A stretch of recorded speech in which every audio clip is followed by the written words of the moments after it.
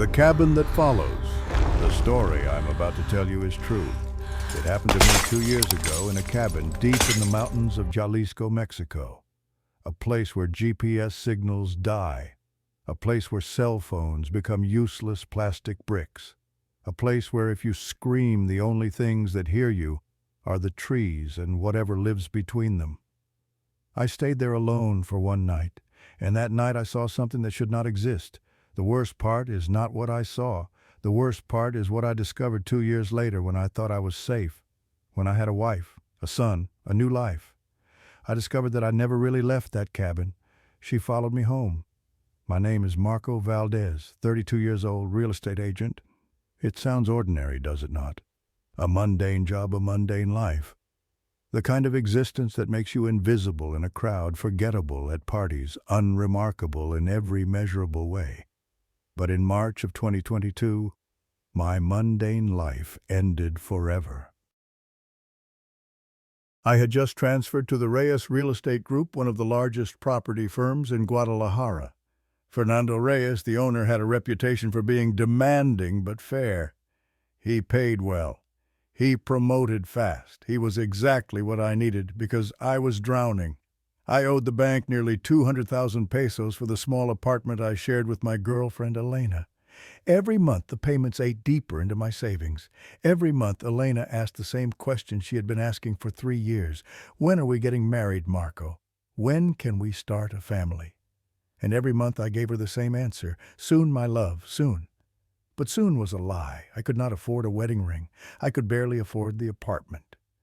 My previous company had paid poorly, and I had made worse decisions with what little money I earned. Now I was starting over at 32, competing with 25-year-olds who had no debt. No pressure, no Elena waiting at home with disappointment in her eyes. I needed a breakthrough, a single sale that could change everything.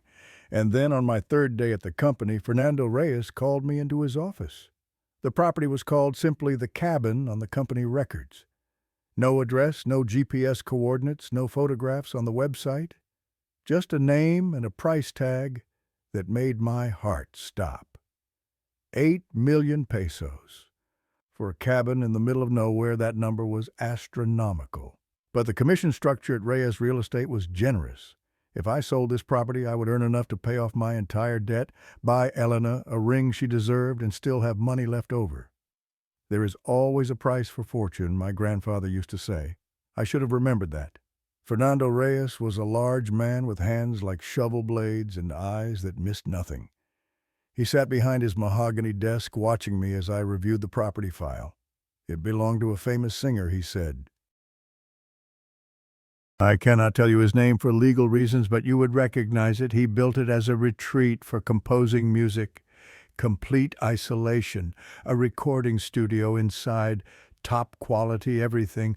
Why is he selling, I asked. He does not go there anymore, Fernando said. He stopped going years ago. I waited for more explanation. None came. The file was thin, almost empty. Just basic measurements, a brief description of amenities, and a handwritten note that said, no showing without prior arrangement. What makes this property special, I asked. Fernando leaned back in his chair, fingers interlaced across his stomach. The location, he said. It is impossible to find unless you already know the way. No GPS coverage, no cell signal. The nearest town is 2 hours away on dirt roads. For certain clients, that kind of privacy is worth more than gold. I nodded, already calculating my commission in my head. There is one more thing, Fernando added. His voice had changed, dropped lower. His eyes locked onto mine with an intensity I had not seen before. The previous agent assigned to this property, he quit rather than go back. And the one before him, and the one before that. I felt the first cold finger of unease trace down my spine. Why? Fernando shrugged. He did not answer the question. Instead, he said, I am offering this assignment to you because you are new. You have no preconceptions. And frankly, I need someone hungry enough to see it through. I thought of Elena. I thought of the bank letters piling up on my kitchen counter. I thought of being 32 and having nothing to show for it. I will take it, I said. Fernando smiled, but it did not reach his eyes. "Talk to Thomas before you go," he said. "He is the only one who still remembers the way." Thomas had worked at the company for 9 years. He was thin nervous with gray streaking his temples, though he could not have been older than 45. When I found him in the break room and mentioned the cabin, his coffee cup froze halfway to his lips. "You are the new one," he said. It was not a question. "Yes. Fernando said you could show me the way." Tomas set his cup down. His hand was trembling. "Fine," he said. "I will take you there once, but after that you are on your own. Do not ever ask me to go back. What is wrong with the place?" He looked at me for a long moment. In his eyes I saw something that made my stomach clench. Not anger, not annoyance, fear. "You will understand when you get there," he said quietly. "And when you do, remember what I am about to tell you. Do not stay after sunset, no matter what. Do not stay after the sun goes down." That night I lay in bed next to Elena, staring at the ceiling. She was already asleep, her breathing soft and even. I should have felt excited. This was the opportunity I had been waiting for. The chance to prove myself, to climb out of debt, to finally give Elena the life she deserved. But instead I felt a weight pressing on my chest, a sense of wrongness that I could not name. I told myself it was nerves, first-day jitters at a new company, the pressure of a big assignment. I was lying to myself even then. Monday morning, March 14th, 2022, 6 o'clock sharp. I met Thomas in the company parking lot. He was already waiting by his SUV, a thermos of coffee in his hand and dark circles under his eyes. "You look like you did not sleep," I said. "Neither will you," he replied, "after today." We drove in silence. First the highway smooth and familiar, then the outskirts of the city giving way to farmland, then to hills, then to mountains. By 8:30 we reached a small town called San Miguel de la Sierra. Tomas stopped at a gas station, filled the tank, and bought 2 bottles of water. "From here, no services," he said.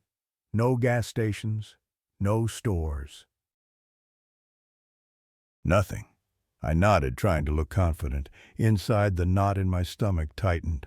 At 9 o'clock, we turned off the paved road onto a dirt track that wound into the forest like a snake disappearing into grass.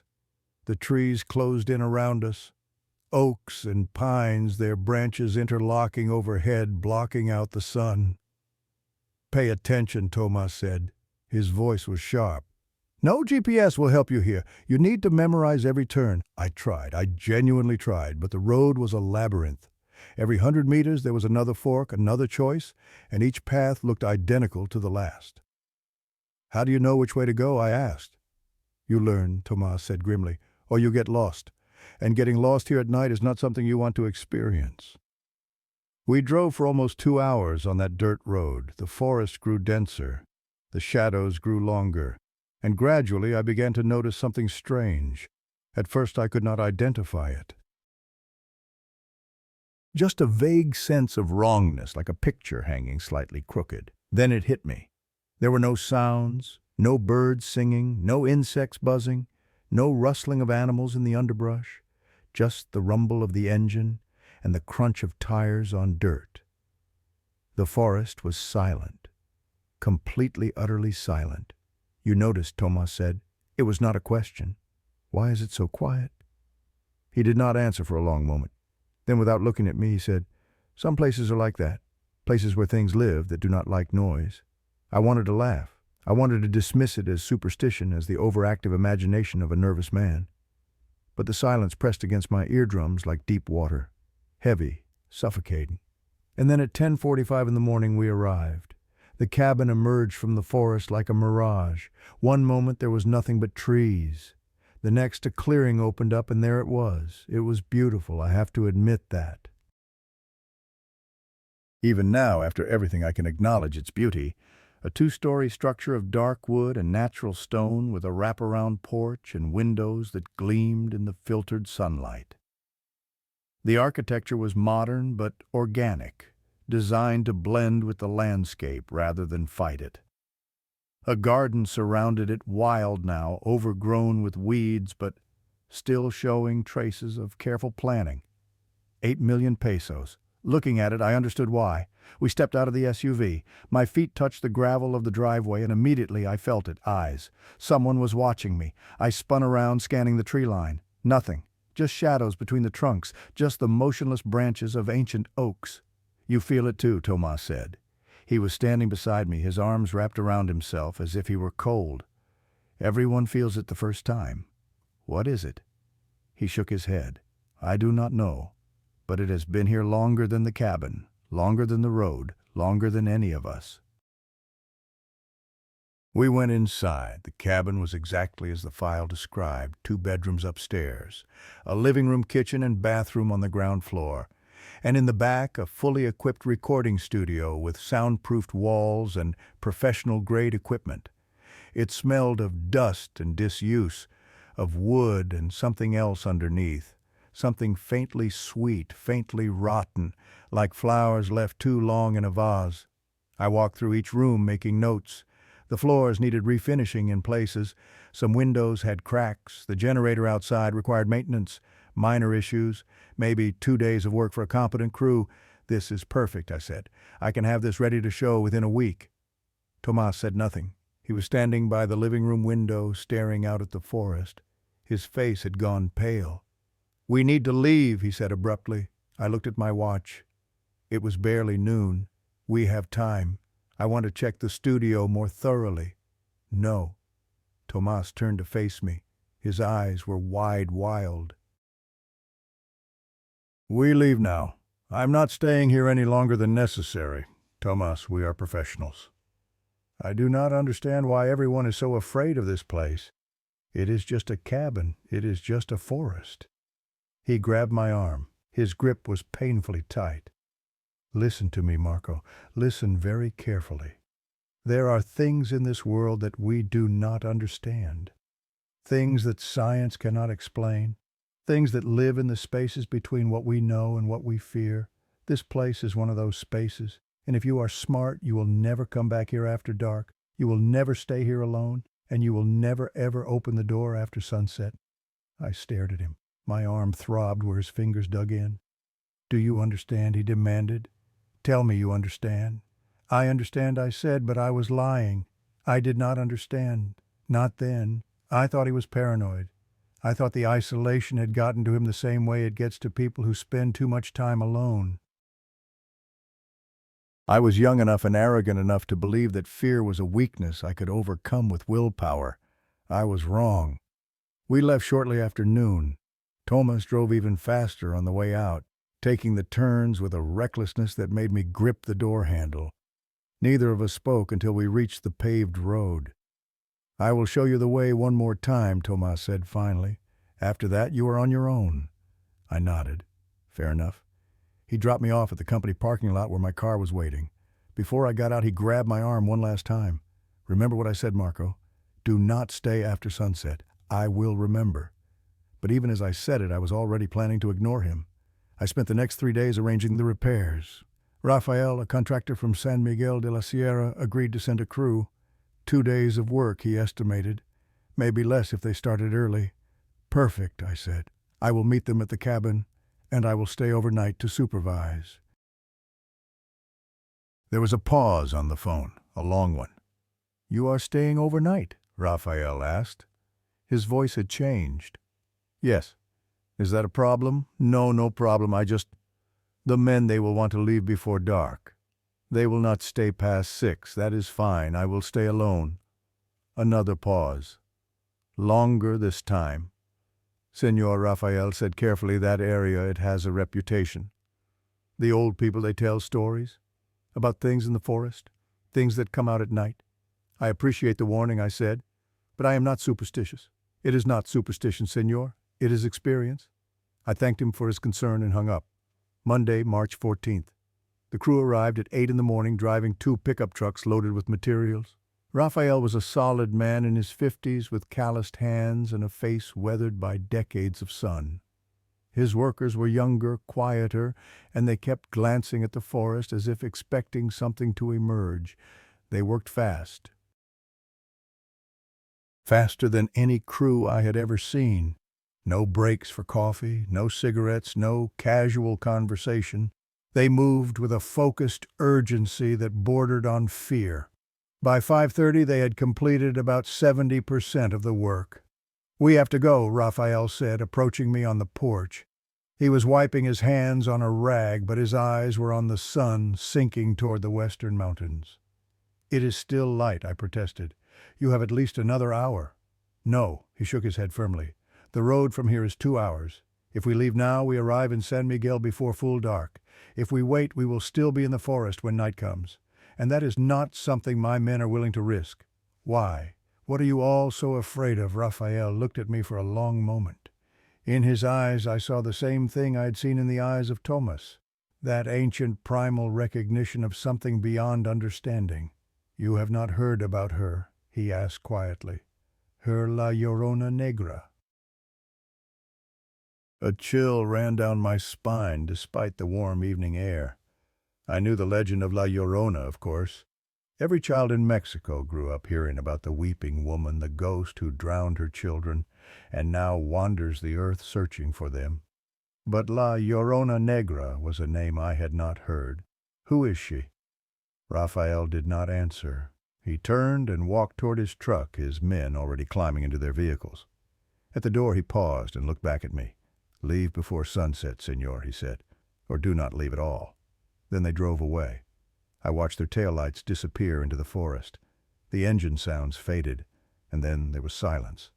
That absolute, crushing silence I'd noticed before. I stood on the porch, watching the sun sink lower. The shadows of the trees stretched toward the cabin like grasping fingers. "Leave before sunset," Raphael had said. "Do not stay after dark," Tomas had warned. Every rational part of my brain told me to get in my car and drive. To come back tomorrow in daylight with other people.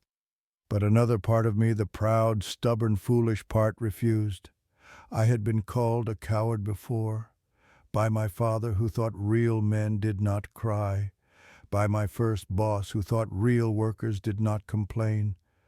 By Elena in our worst fights when she accused me of being too scared to commit.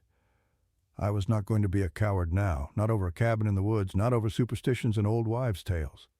I went inside, I locked the door, I turned on the generator, and I waited for night. At 6:15 the sun touched the mountaintops. The light turned orange, then red, then purple. At 6:45 the last rays disappeared. Darkness poured into the clearing like spilled ink. At 7 o'clock I sat on the porch with a bowl of instant noodles and a beer, watching the stars emerge one by one. The forest was beautiful in the darkness, peaceful. The air was cool and clean, carrying the scent of pine and earth. For a few minutes I almost forgot to be afraid. Then I noticed it.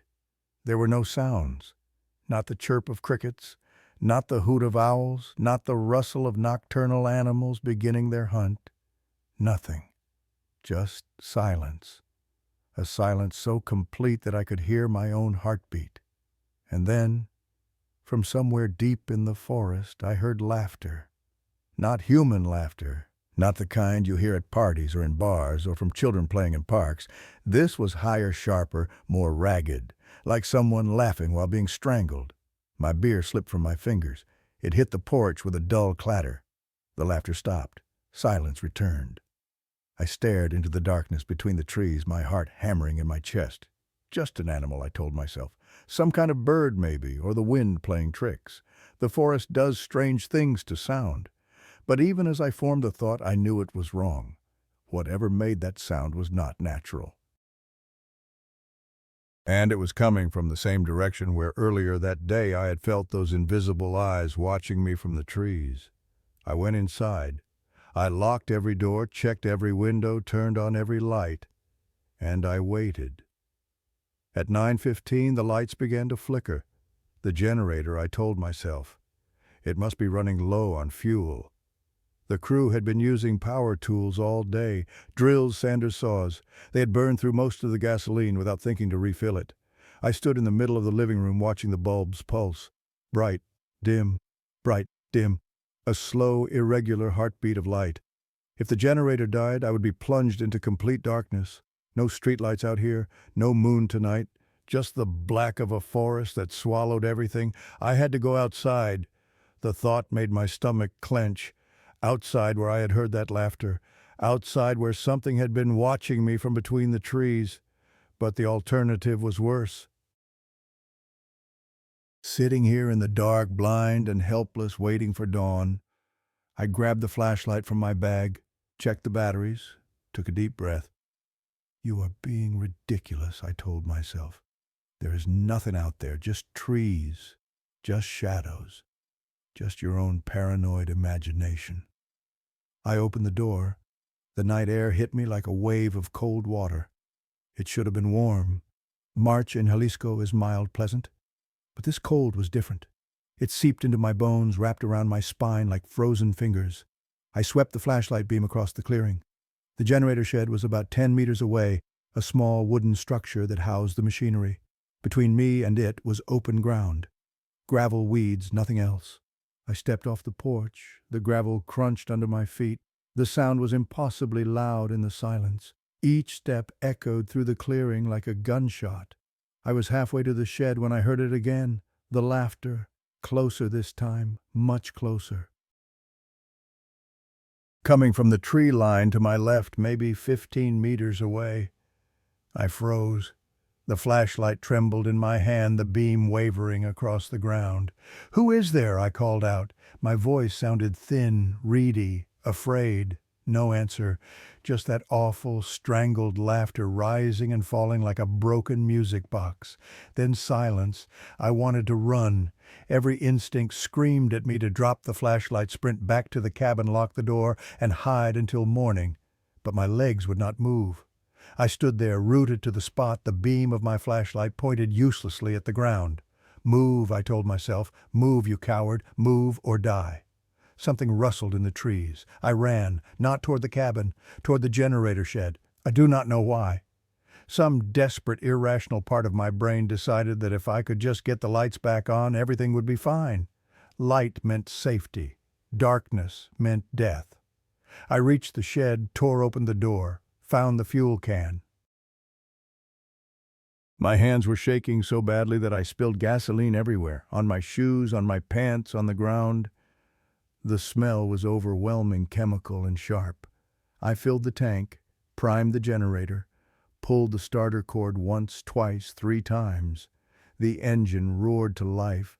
Lights blazed across the clearing as the cabin's windows lit up. That warm yellow glow pushed back the darkness, created a circle of safety around the property. I stood there breathing hard, the empty fuel can dangling from my hand. "See," I told myself, "nothing to worry about. Just your imagination." I turned to walk back to the cabin, and I saw them, standing at the edge of the light. 5 figures, maybe 6. It was hard to tell because they kept shifting, moving their outlines, blurring like heat mirages. They were shaped like people, 2 arms, 2 legs ahead. But they were wrong, fundamentally terribly wrong. They stood too still. No swaying, no breathing, no small unconscious movements that living bodies make. They were as motionless as mannequins. And their faces. I could not see their faces clearly. The light did not reach that far, but I could feel their eyes, fixed on me, unblinking, hungry. One of them moved.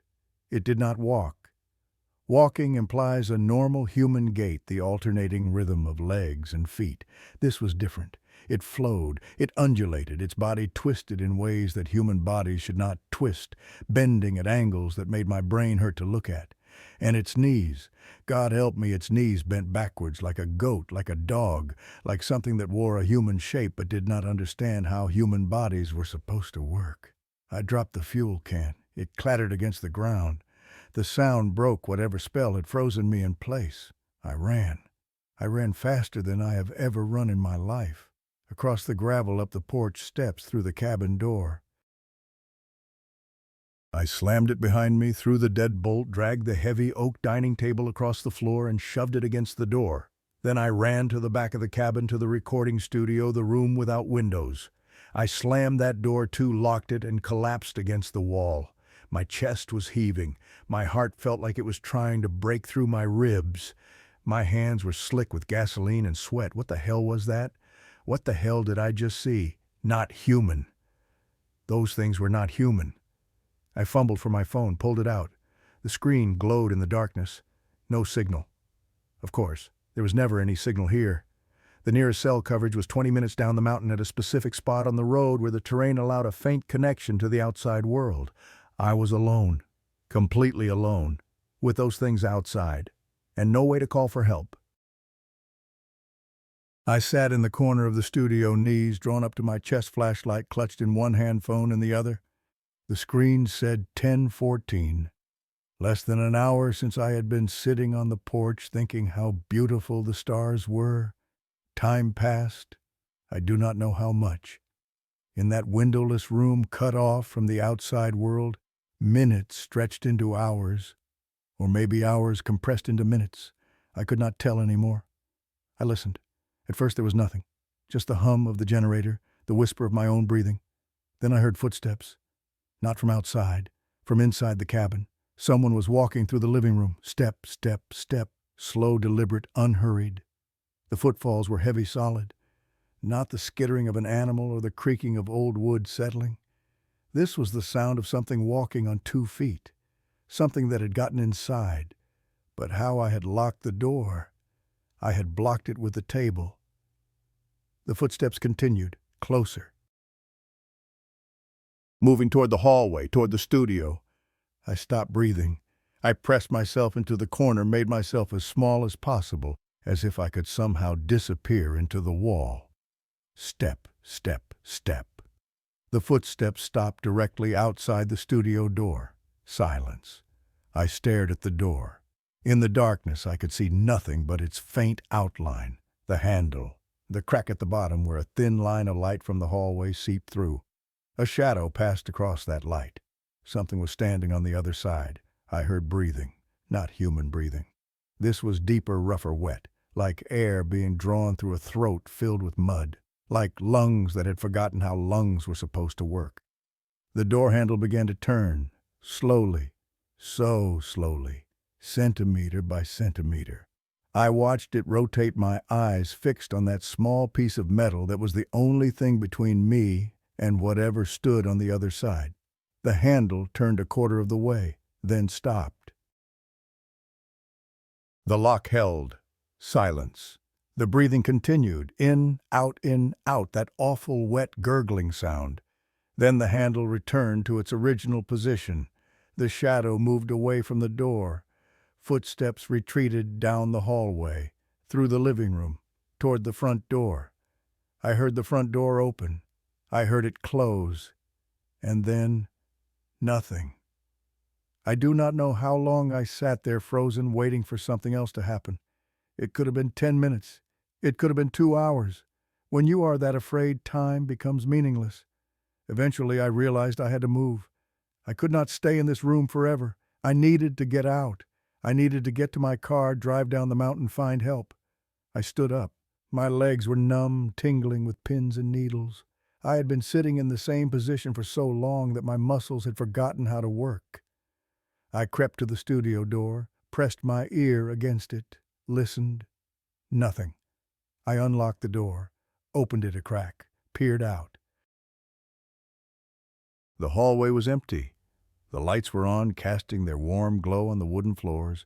Everything looked normal, peaceful, as if nothing had happened. I stepped out, moved toward the living room. The dining table was still shoved against the front door exactly where I had left it, but the door was standing wide open. The table had not moved. The deadbolt was still engaged, but the door was open as if someone had walked through solid wood, or as if the door did not matter to them at all. I did not think. I did not plan. I just ran. Out the door, across the porch, down the steps, through the gravel to my car. I yanked open the driver's door, threw myself inside, jammed the key into the ignition. The engine turned over on the first try. I slammed it into reverse, backed up, spun the wheel, and floored the accelerator. The tires screamed on the gravel. The car lurched forward, headlights cutting through the darkness. I did not look back. I did not want to see what might be standing on the porch watching me flee. I drove like a madman. The dirt road twisted and turned full of potholes and sharp curves. My headlights barely reached 10 meters ahead. Branches scraped against the sides of the car like skeletal fingers. Several times I nearly went off the road. Once I had to slam on the brakes to avoid a fallen tree, but I kept going. I had to keep going, because stopping meant dying. After what felt like hours, but was probably only 20 minutes, my phone buzzed. Signal. I had reached the area with cell coverage. I pulled over to the side of the road, hands shaking so badly I could barely hold the device. The screen showed 3 bars, 3 beautiful, wonderful bars of connectivity. I called Elena first. She answered on the second ring, her voice sleepy and confused. "Marco, it is almost midnight." "What is wrong?" "Nothing." I lied. "Everything is fine. I just wanted to hear your voice." "Are you okay? You sound strange." "I'm fine, just tired. The cabin is more remote than I expected. Go back to sleep. I will call you tomorrow." I hung up before she could ask more questions. Then I called my mother. Then my boss. Short conversations, meaningless words just to hear human voices. Just to remind myself that the world still existed outside this nightmare forest. By the time I finished, my breathing had slowed. My hands had stopped shaking. The terror that had gripped my chest had loosened its hold. I sat in the car, staring at the road ahead, thinking, what had I actually seen? Shapes in the darkness, figures at the edge of the light, footsteps in an empty cabin, a door that opened without moving. It could have been anything. Tricks of the light, animals, my own exhausted mind playing cruel games. The commission on that cabin would change my life. It would pay off my debts. It would let me marry Elena. It would prove to everyone, including myself, that I was not a failure. Was I really going to throw all that away because I got scared in the dark? I thought of my father, who had never let fear stop him from anything. I thought of Elena waiting for a ring I could not afford. I thought of the bank letters piling up, demanding money I did not have. I made a decision. I turned the car around. I drove back to the cabin. The drive back felt longer than the escape. Every shadow seemed deeper. Every rustle of wind through the trees sounded like whispers.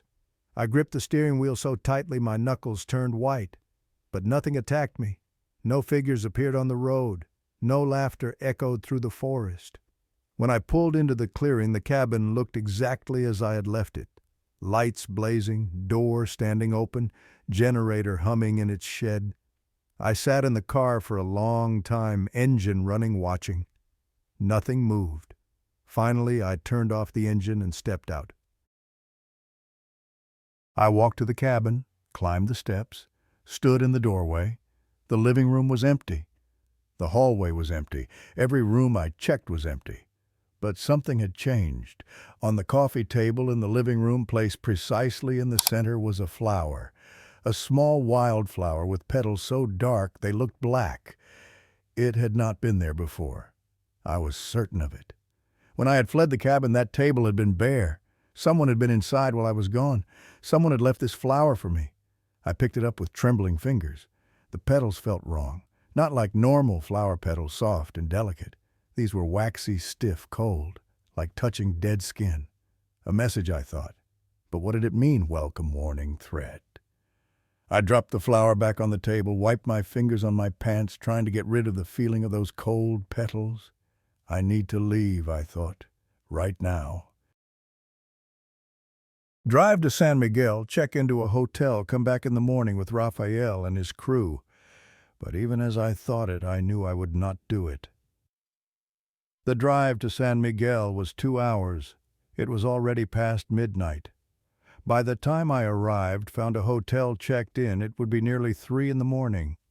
Then I would have to wake up at 5 to drive back, meet the crew, pretend nothing had happened.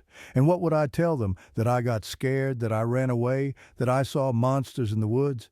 They would think I was crazy, or worse, they would think I was weak, the city boy who could not handle a night in the country.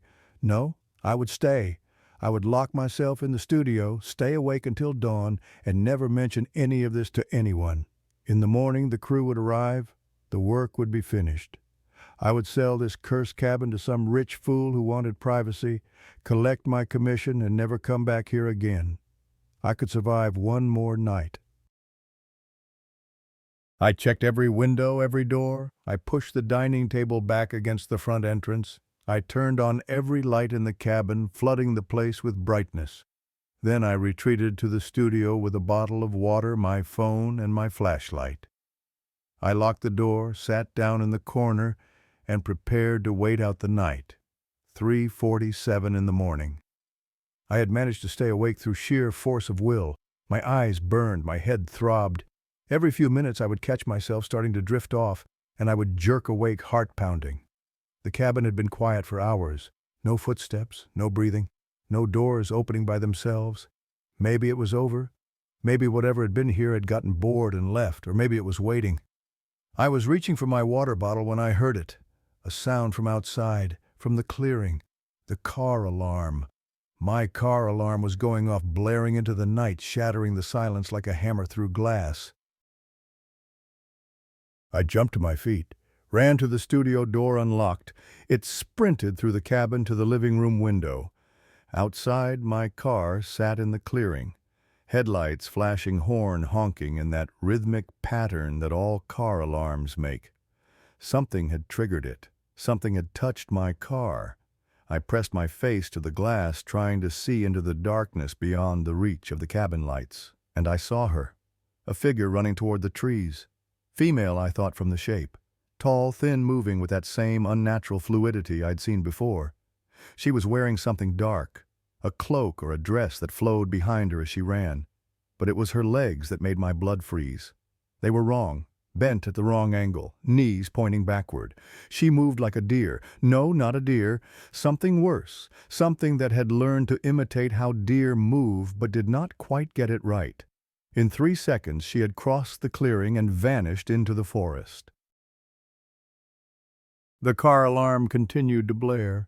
I stood at the window, shaking, watching the tree line. Minutes passed. The alarm eventually stopped, its battery drained or its cycle complete. Silence returned. But I could not stop staring at the place where she had disappeared. La Llorona Negra Raphael had called her. The Black Weeping Woman. I had thought it was just a legend, a story to scare children and gullible tourists. I was not laughing anymore. The first gray light of dawn crept over the mountains at 5:43. I watched it through the living room window, my eyes red and raw from sleeplessness, my body running on nothing but adrenaline and fear. I had not slept at all. Every time I closed my eyes, I saw her. That figure running across the clearing, those backward knees, that flowing dark cloak. But I had survived. The night was over. Whatever rules governed those things, whatever powers they possessed, daylight seemed to be a boundary they could not cross. At 6:30, I heard engines. The crew was coming.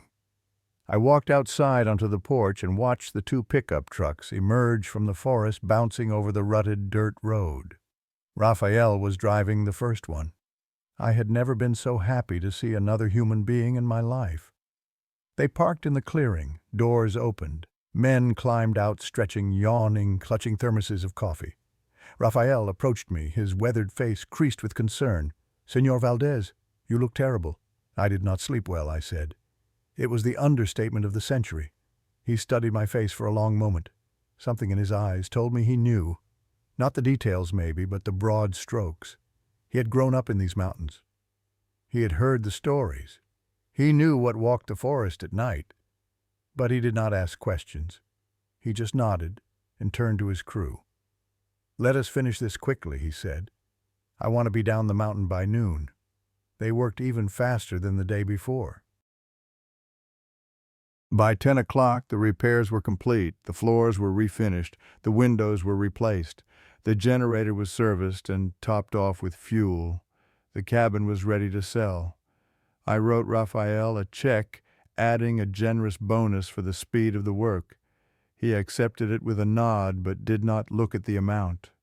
"Senor," he said quietly so his men could not hear, "I do not know what happened to you last night, and I do not want to know. But I will give you some advice from one man to another. I waited. "Sell this property," he said. "Sell it quickly. Take your commission and never come back here. And whatever you do, do not bring anyone you care about to this place. The things in these woods they do not just kill. They follow. They wait. They are patient." "What are they?" I asked. "What is she?" Raphael shook his head. "Some questions do not have answers. Some things are older than questions themselves." He climbed into his truck. The crew followed in the other vehicle. I watched them drive away their tail lights, disappearing into the forest. Then I went back into the cabin to collect my things. The black flower was still on the coffee table. I stared at it for a long moment. In the daylight, it looked almost normal. Just a wild flower, dark-petaled, slightly wilted. But I knew what it was. A marker, a claim, a promise. Something had chosen me. Something had decided that I belonged to it. I left the flower where it was. I grabbed my bag, walked out to my car, and drove down the mountain without looking back. The sun was shining. The sky was blue. The forest looked peaceful, even beautiful, but I could feel something watching me from between the trees, watching and waiting, because the night would come again, and she would be waiting for me. 3 days passed. I did not sleep. Not really. I would close my eyes and see her running across the clearing, that dark cloak streaming behind her, those impossible legs bending the wrong way. I would jerk awake, gasping, drenched in sweat, and lie in the darkness, listening to Elena breathe beside me. She knew something was wrong. Of course she knew. We had been together for 4 years. She could read my moods like a book. "You look terrible," she said on the second morning, watching me push scrambled eggs around my plate. "Did something happen at that cabin?" "Just stress," I told her. "Big sale, lots of pressure." She did not believe me. I could see it in her eyes. But she did not push. That was one of the things I loved about Elena. She gave me space when I needed it. I wish I had told her the truth. I wish I had packed our bags, emptied our bank account, and driven us both as far from Jalisco as possible. But I did not. Because on the third day, Fernando Reyes called. "Good news, Marco." His voice boomed through the phone, cheerful and oblivious. "We have 2 groups interested in the cabin. One wants to see it Saturday morning, the other Saturday afternoon." My stomach dropped. "That is wonderful," I heard myself say. "I need you to go up Friday, prepare the property for showing. Make sure everything is perfect." "Of course. And Marco, take Diego with you. He needs field experience. This will be good for him." Diego, Fernando's son, 19 years old, fresh out of high school, eager and innocent and completely unprepared for what waited in those mountains. I wanted to refuse. I wanted to tell Fernando that his son should stay far away from that place. But how could I explain? How could I say that there were things in the forest that bent the laws of nature, things that left black flowers as calling cards, things that would follow you home if you let them see your face? He would think I was insane. He would fire me. And then I would lose everything anyway. "Yes, sir," I said. "Diego and I will leave Friday morning." I spent the next 2 days preparing. I bought extra gasoline for the generator, enough to keep the lights burning all night. I bought a hunting knife, the kind my father used to carry when we went camping as children. The blade was 8 inches long, sharp enough to shave with. And I took something else, something I had not touched in years. My mother kept a small wooden box on her dresser. Inside was a rosary that had been blessed at the Vatican, given to her by her grandmother, passed down through 4 generations of Valdez women. She treasured it more than anything else she owned. I took it without asking. I told myself I would return it when this was over. I told myself she would understand. I do not know if I believed in God.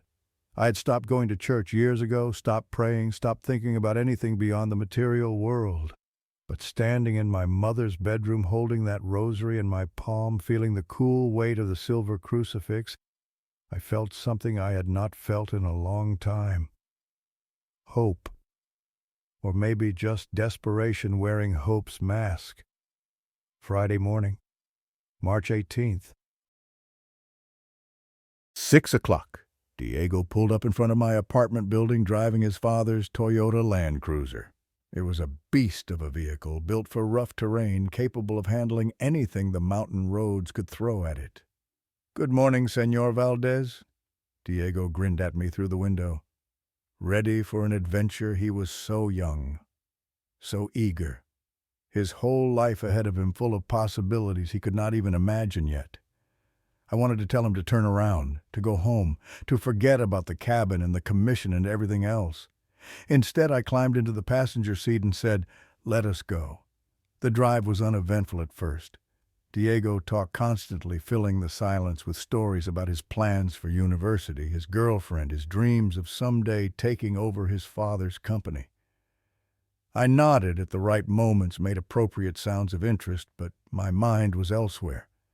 I was watching the road, watching the trees, watching for the place where civilization ended and something else began. We stopped in San Miguel de la Sierra to fill the tank and buy supplies. The woman at the gas station looked at us with something like pity when Diego mentioned where we were headed. "Be careful up there," she said. "The mountain has been restless lately." Diego laughed. "Restless? What does that mean?" The woman did not answer. She just took our money and turned away. At 9 o'clock, we turned off the paved road onto the dirt track that led into the forest. The change was immediate. The sunlight, which had been bright and warm, suddenly seemed muted, filtered, as if we had passed through an invisible barrier into a place where the rules were different. Diego noticed it too. "That is strange," he said, his voice lower now. "Where are all the birds?" I did not answer. We drove deeper into the forest. The road twisted and turned, branching off in a dozen different directions. I guided Diego through the maze, relying on the mental map I had built during my previous visits. And then, about halfway to the cabin, Diego slammed on the brakes. "What the hell is that?" he whispered. I looked where he was pointing. At the tree line, maybe 20 meters from the road. Faces. Dozens of faces, pale and indistinct, peering out from between the trunks.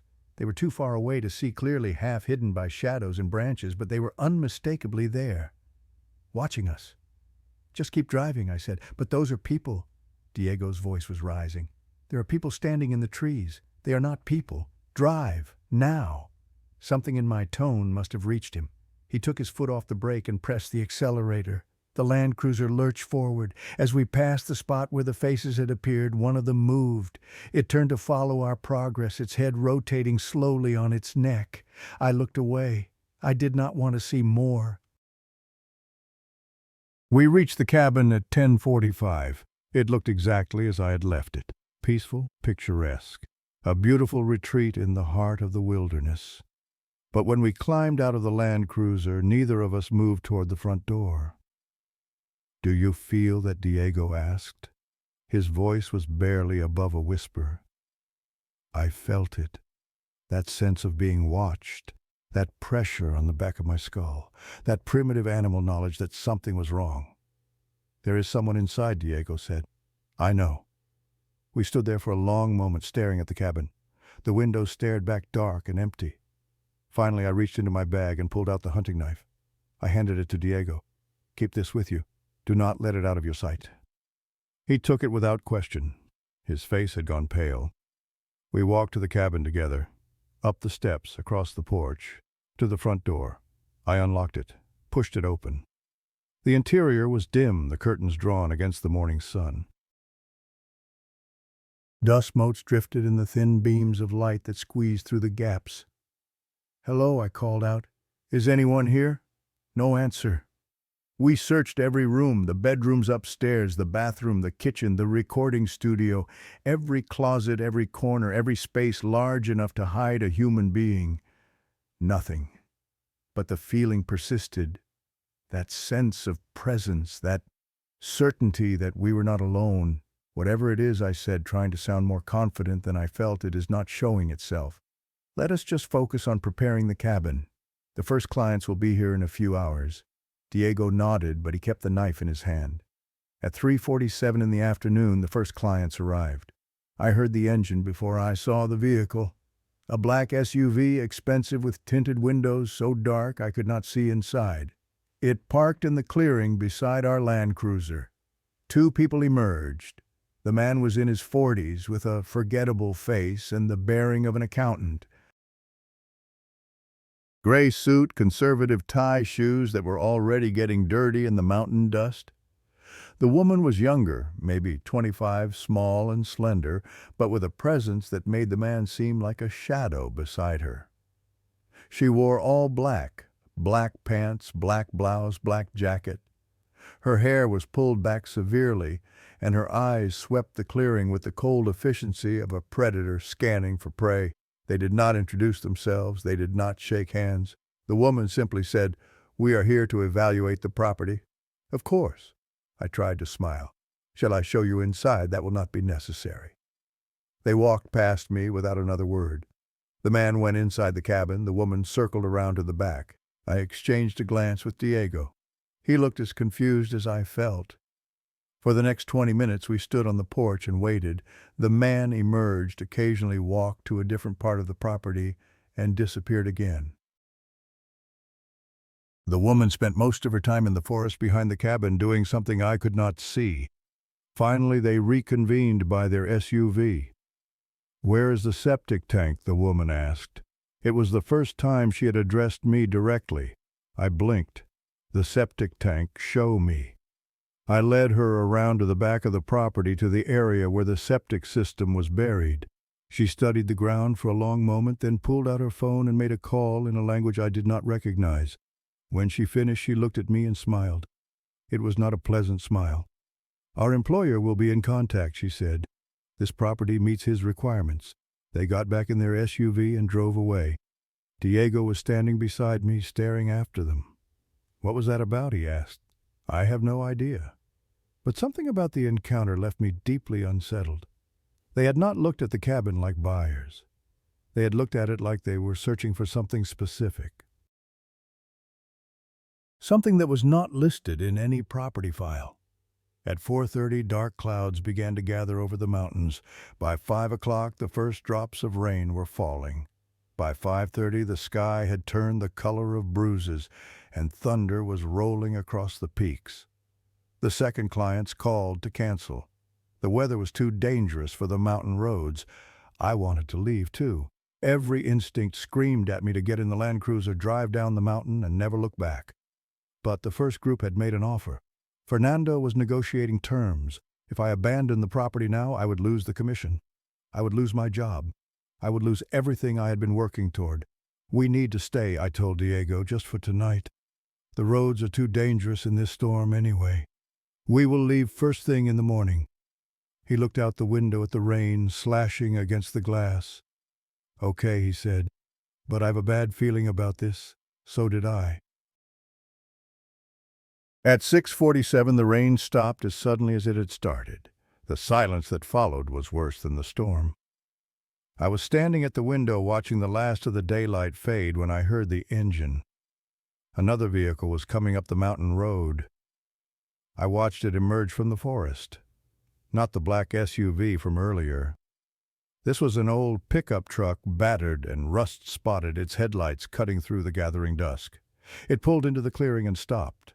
2 men got out. I recognized them immediately. They were part of Rafael's crew, the workers who had repaired the cabin. Local men from San Miguel de la Sierra. They ran toward the cabin, their faces tight with urgency. I met them on the porch. "Senor Valdez," one of them said. He was breathing hard, as if he had been running. "You need to leave right now. What is happening?" "We saw vehicles going up the mountain. Strange vehicles, black SUVs with tinted windows. 3 of them." "The clients from earlier," I said. "No," he shook his head violently. "Not clients. We know who drives vehicles like that. We have seen them before." "Who?" He exchanged a glance with his companion. When he spoke again, his voice was barely above a whisper. "The ones who worship her." I felt the blood drain from my face. Before I could respond, Diego appeared in the doorway behind me. "What is going on?" he asked. "Get inside," I said. "All of you now." We gathered in the living room. The 2 workers whose names I learned were Javier and Miguel explained what they had seen. 3 vehicles had passed through San Miguel that afternoon, heading up the mountain. All identical black SUVs with windows so dark you could not see inside. The locals had noticed because vehicles like that were rare in these parts. The only people who drove them were either very rich or very dangerous, or both. We followed them as far as we dared, Miguel said. They turned off the main road onto a path that leads deeper into the mountains, to the place where no one goes. What place? Diego asked. The cave, Javier said.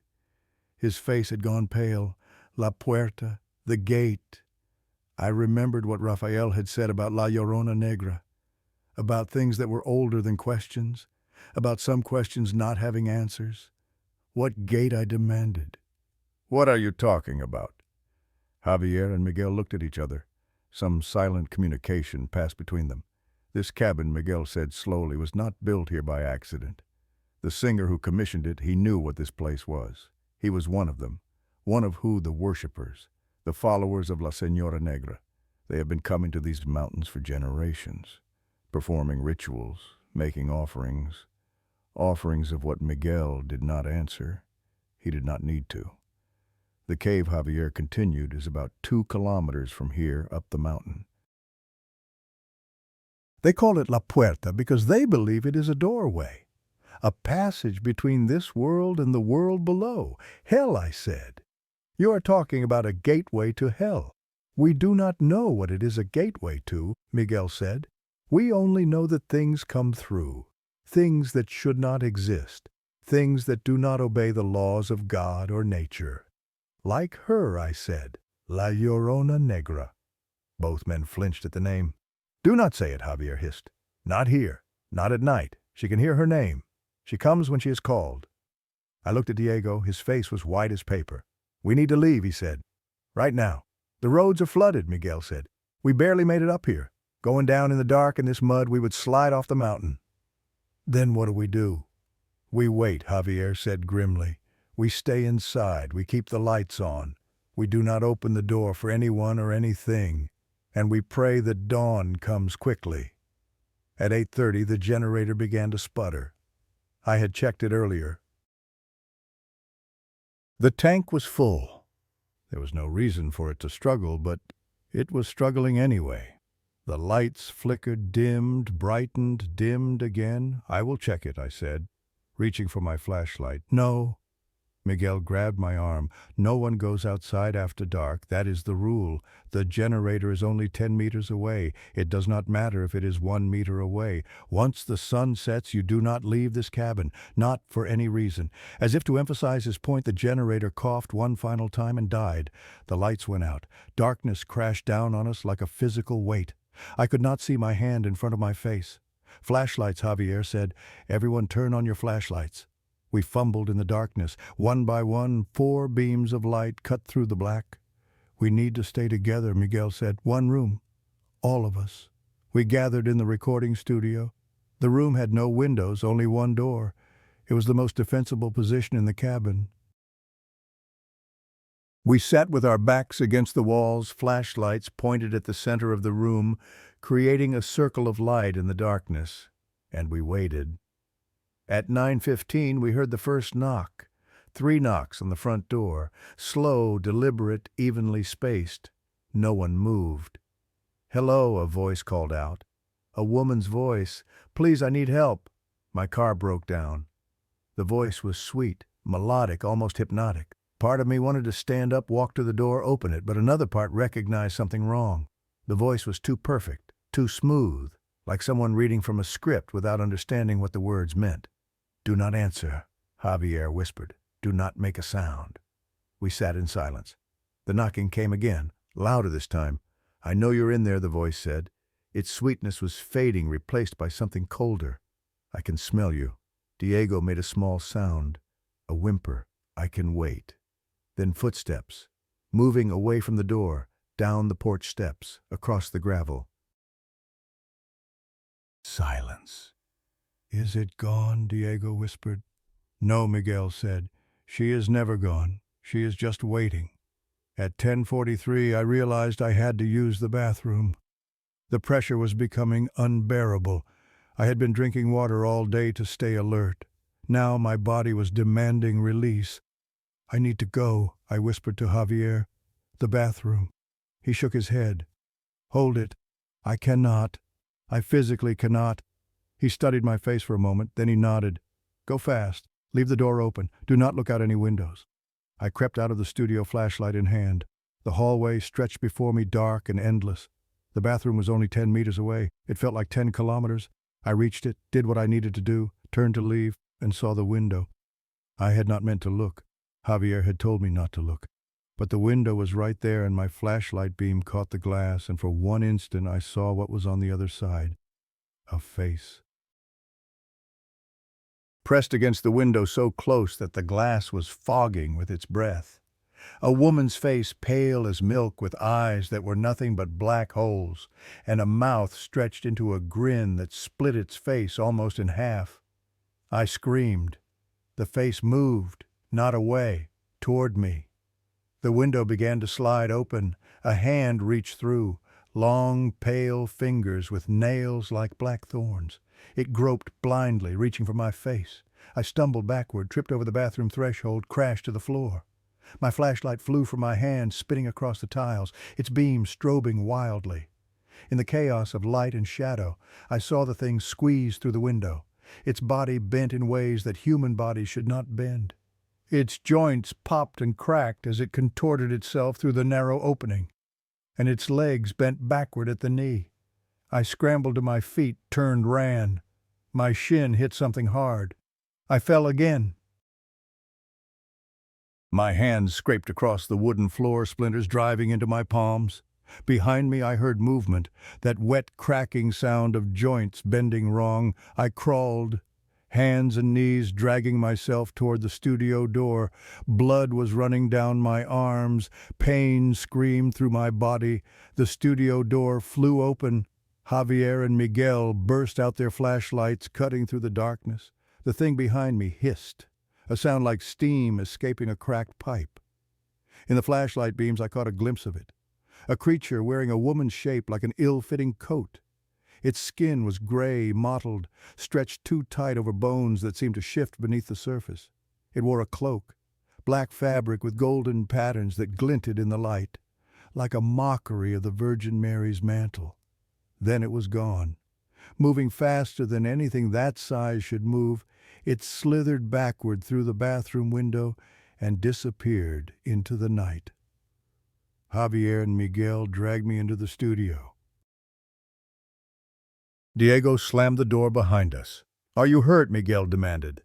I looked down at my hands. They were covered in blood. Splinters bristled from my palms like tiny needles. My shin throbbed where I had hit it. "I will live," I said, but I was not sure that was true. The next hour passed in a haze of pain and terror.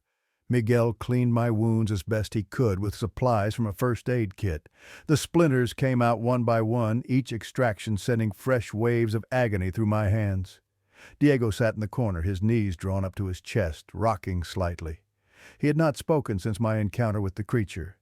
His eyes were fixed on something far away, something none of us could see.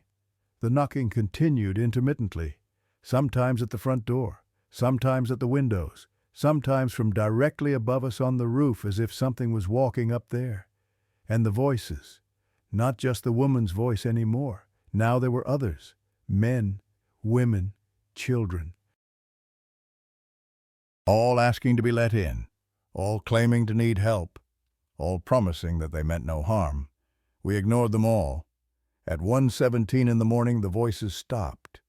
The silence that followed was somehow worse. It pressed against the walls, squeezed through the cracks, filled the room like water filling a sinking ship. "Something is happening," Javier whispered. I felt it too, a change in the air, a drop in temperature so sudden and so severe that my breath began to mist, and then the feeling, a presence. Not outside the cabin, not at the door or the windows, but here, right here, in the room with us. "She is here," Miguel breathed. His voice was trembling, the real one, not the servant's, her. I wanted to run. Every fiber of my being screamed at me to move, to flee, to get as far from this place as possible. But I could not move. None of us could move. The cold was inside me now. in my blood, in my bones, in my brain. It paralyzed me, froze me in place, left me helpless and exposed. The last flashlight died. Darkness, total darkness, so complete that I could not tell if my eyes were open or closed. And in that darkness, I heard weeping, a woman's cry. Low at first, then rising, a sound of grief so profound, so ancient, that it seemed to come from the foundations of the earth itself. La Llorona, the weeping woman. But this was not the legend I'd grown up with. This was not a sad ghost searching for her drowned children. This was something older, something darker, something that had been wearing the mask of that legend for so long that people had forgotten what it really was. The weeping grew louder, closer. I could feel the vibrations in my chest and my skull. And then it stopped. Silence. I felt breath on my face. Something was standing right in front of me, inches away. I could not see it, but I knew it was there. You came back, a voice whispered. The voice was inside my head, bypassing my ears entirely. I knew you would come back. I tried to speak. My mouth would not obey. They always come back, the voice continued. They cannot help themselves. This place calls to them. I call to them. A hand touched my cheek. Cold, so cold, like being touched by a corpse. You saw my face, the voice said. You looked at me. Do you know what that means? I could not answer. It means you belong to me now. From the moment you first looked, you were mine. The hand traced down my cheek, my jaw, my neck. The touch left a trail of ice. I will not take you tonight, not yet. You still have work to do. You will lead me to others, to your woman, to your family, to everyone you love. No. I finally found my voice. The word came out as a croak, barely audible. No, you do not have a choice. You never had a choice. The moment you entered my forest, your fate was sealed. The presence withdrew. I felt it move away, felt the temperature begin to rise, felt the paralysis loosen its grip. Until we meet again, Marco Valdez. Then she was gone. The flashlights flickered back to life.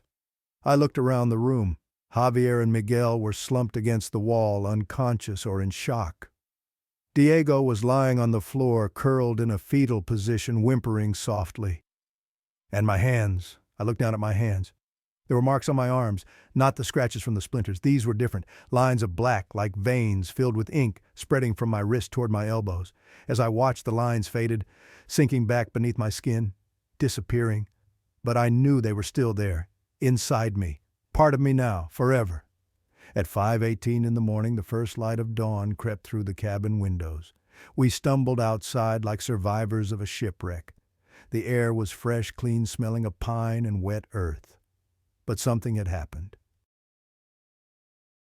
The ground in front of the cabin was covered with footprints. Dozens, maybe hundreds. They circled the building, approached every door and window, overlapped and crisscrossed in a chaotic pattern. The footprints were not human. They were long, narrow, with marks that might have been claws. Diego looked at the prints, then looked at me. His face was hollow-aged. He looked like he had lived 100 years in one night. "Let us go," he said. "Please, let us just go." We piled into the Land Cruiser. I took the wheel because Diego's hands were shaking too badly to drive. Javier and Miguel followed in their pickup. We did not speak during the descent. There was nothing to say. When we reached the spot on the road where cell phones worked, I pulled over and called Fernando. "The cabin is sold," I said. "I do not care who buys it. I do not care what price they offer. Sell it and never send anyone there again." Then I hung up. I looked in the rearview mirror at Diego. He was staring out the window, watching the trees pass by. He would never be the same. Neither would I. La Llorona Negra had marked us both. And marks like that do not fade. 2 years have passed since that night. I left the Reyes Real Estate Group the following Monday. Fernando did not ask why. I think Diego had told him something, though I never learned exactly what. The cabin sold 3 days later. The buyers were the people from the black SUVs. I never learned their names. I never wanted to. My commission arrived in my bank account like blood money. I used it to pay off my debts. I bought Elena a ring. We got married in June. She had no idea what I had brought home with me. I started my own real estate company. Small, local, nothing rural. Business was good. Elena got pregnant. We had a son. We named him Mateo. Life returned to normal, or what passed for normal. But the nightmares never stopped. Every night I see her, standing in the corner of my bedroom watching me sleep, hovering over Mateo's crib, her black cloak brushing against his blankets, walking beside Elena in the supermarket, in the park, in the kitchen of our apartment. At first I told myself it was just dreams, trauma manifesting in my subconscious. Then the dreams started happening while I was awake. 6 months ago I was brushing my teeth when the lights flickered. When they steadied, there was someone standing behind me in the mirror. A woman in a black cloak with golden patterns. Her face was hidden in shadow, but I could see her smile. That terrible, too-wide smile. I spun around. Nothing. I looked back at the mirror. She was still there, still smiling, still watching. I smashed the mirror with my fist. The glass shattered. Blood ran down my knuckles. Elena found me sitting on the bathroom floor, surrounded by broken glass. She wanted to take me to a hospital. I refused. I told her I slipped. Another lie to add to the collection. The sightings grew more frequent after that. I would see her standing across the street when I walked to work, sitting in the back row of movie theaters, watching through the window of Mateo's daycare, always watching, always smiling, always just out of reach. I went to a psychiatrist. He prescribed pills. None of them helped. I went to a priest. He blessed our apartment, hung a crucifix above Mateo's crib. That night I found the crucifix on the floor, bent at a 90-degree angle. I stopped seeking help after that. Some things cannot be fixed. Last week everything changed. I woke at 3 in the morning. The apartment was silent. Elena was asleep beside me. I went to the kitchen to get water. The tile floor was cold under my bare feet. Everything was normal. Then I passed the hallway mirror. I did not want to look, but something drew my eyes. My reflection stared back at me. But it was wrong. The reflection was smiling. I was not smiling. The reflection's eyes were black, completely black. And behind the reflection in the mirror's version of our hallway stood a figure in a dark cloak. She raised one hand and waved. I stumbled backward, crashed into the wall. When I looked at the mirror again, my reflection was normal. But I knew what I had seen. She was not following me. She was inside me. The next morning I found something under Mateo's crib. A small wildflower with petals so dark they were almost black, placed carefully in the center of the floor beneath my son's bed. I recognized it immediately. The same flower that had appeared in the cabin. The same flower that had been left for me as a message. I had not brought it home, but here it was 2 years and 200 kilometers later. I picked it up with trembling fingers.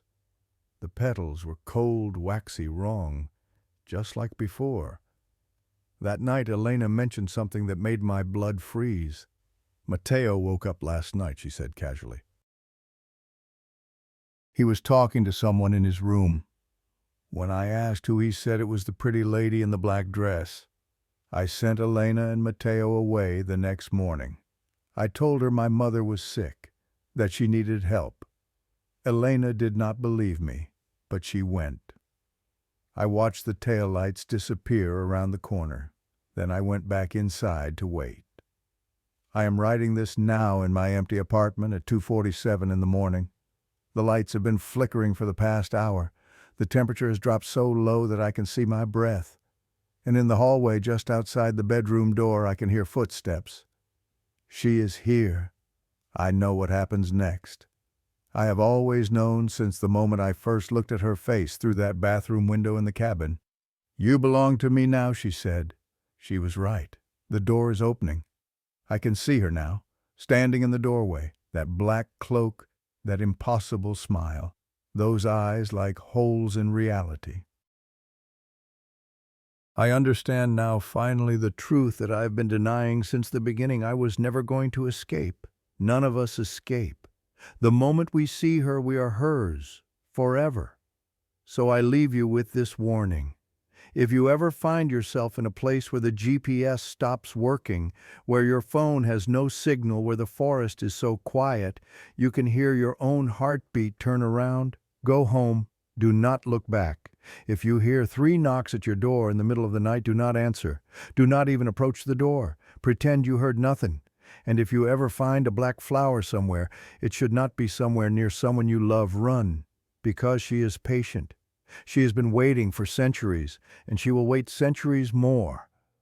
The door is fully open now. She is standing over me. Her hand is reaching for my face. Goodbye. This account was discovered on the laptop of Marco Valdez, found in his apartment 3 days after his wife reported him missing. The apartment showed no signs of forced entry, no signs of struggle, just an empty room, a cold cup of coffee, and this file open on the screen. Marco Valdez has not been seen since.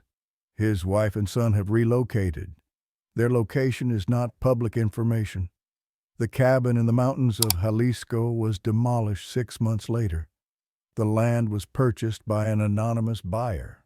Locals report that the forest has grown quieter since then, and sometimes on nights when the moon is dark and the wind is still, they say you can hear weeping coming from somewhere deep in the trees. A woman crying for the ones she has already taken and for the ones she's still waiting for.